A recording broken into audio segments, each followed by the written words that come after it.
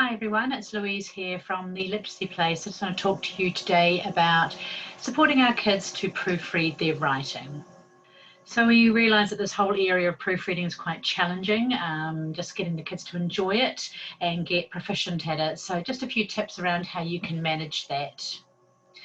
In the writing book, there is a chapter on reviewing, editing and celebrating writing, and one section of that is around the proofreading. We've called this the Selfcheck. We think it's kind of a reasonably catchy title for the kids.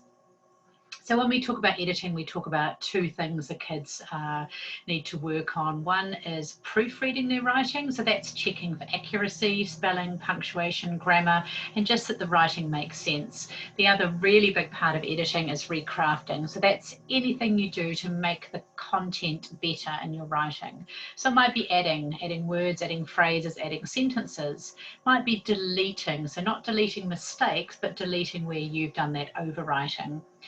And it might be changing, so changing a word, changing a phrase, changing a sentence can be really powerful and make a huge impact on the writing. And sometimes moving, you've got things in the wrong place, you need to move them to somewhere else for them to sound better. The other really important part of our whole editing process is celebrating our writing, because when kids get to celebrate and enjoy their writing, they tend to want to keep writing and they feel like authors. So we think that's a really, really important part of the writing process. And, you know, really as teachers, it's making time for this whole process, really valuing it and really making sure it's something we do a lot in our classrooms. So we can celebrate our writing orally, we can celebrate it visually by publishing it, by illustrating it. We can also do it in written form. So it's just that idea that we celebrate it regularly, and that can just be part of our writing, just our best sentence or even our best phrase or our best paragraph. It doesn't have to be huge long bits of sharing, it can be quite short and sharp as well. So this whole editing and reviewing is really our formative assessment. That's about improving our writing in relation to our success criteria, so making it better. Really, really important part of the writing process that we need to make time for. And the whole celebrating of writing is what's going to make our kids feel like authors and enjoy their writing. So both really important parts of our program, and really important as teachers we value them and make time for them. So the whole editing process is quite invisible to kids, and Sheena and I really like the idea of showing students real pieces of editing by authors, and there's quite a few you can find online. We love this page from Matilda, really nice. Here we've got some deleting going on, you know, obviously written too much or didn't like that description, and a really nice example here of an addition, so adding something into the writing. So really cool to see real authors doing this kind of editing process as well, and normalizing it for kids that, you know, all writers improve and change their writing. So I'm just going to talk a little bit about the proofreading part of it today, which we call self-checking. We think that's quite a nice way of sort of packaging it for kids. It should feel short and sharp. It shouldn't feel like a massive thing in our programs. It should feel like a short part of the lesson where we might direct the kids to one part of the writing or to one type of mistake. And we just give them a little bit of time to reread their writing and notice and fix up some of their mistakes. This is our little self-check stamp or icon, which I'll show you in a moment.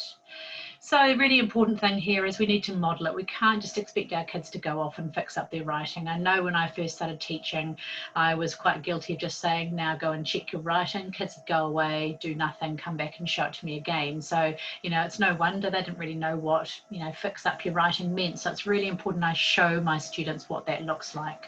Practice it, you know, so we can do it together as a class, they can do it and share with a partner. Make it really achievable. Don't try and fix up everything. So, you know, for example, just read the first paragraph if you've written quite a lot, or just look for 3 mistakes in your writing. So, you know, quite short and focused. Keep it really positive, celebrate it, make kids feel successful. In the end, kids can only fix up the next little step, can't they? You know, they won't find all their mistakes. And we need to remember that kids don't learn when we as teachers or other kids fix up their mistakes for them. They need to learn to spot them and fix them up for themselves, and they're only going to notice that next step up in their learning. So we really like really simple self-checks like this. Read your writing in a quiet voice. Can you spot 3 mistakes? That differentiates itself really well. It's really inclusive, and kids can spot mistakes at their own level. It's short and sharp and finish pretty quickly. This is a lovely one from one of the teachers that we worked with in the Cook Islands, James. So he really wanted his Year 3 students to work on just sentence punctuation. So for the whole week, that's all they looked at, was just the idea of capital letters and full stops in their writing. So a few little ideas here. We say little editing eyes, which kids quite like putting on their fingers and helping them to look for their mistakes. We also love the idea of kids using a coloured pen. We think it's a really, they like it, but different, but gimmicky, but also we can really easily see then what they've fixed up in their writing, and so can they. So here's an example from a Year 3 group that I worked with. So you'll notice that they've grabbed a red pen for their proofreading, and you'll notice they've crossed out something here and fixed it up. Fixed up there once. They've tipped their full stop here. They've fixed up a capital letter here. Down here, fantastic. They've added a missing word, which is a really clever thing to spot. Another missing word here. Another really clever mistake here, an ED on the end of a word that was missing. So at the end, they've done their little self-check stamp, which they really enjoyed doing this group, and they put down their total of mistakes that they'd fixed up on their own. So it took me ages to introduce that routine to them. We didn't do it until they got to quite a nice level with their writing. We did lots of modelling, lots of supported practice before I expected the kids to do it by themselves.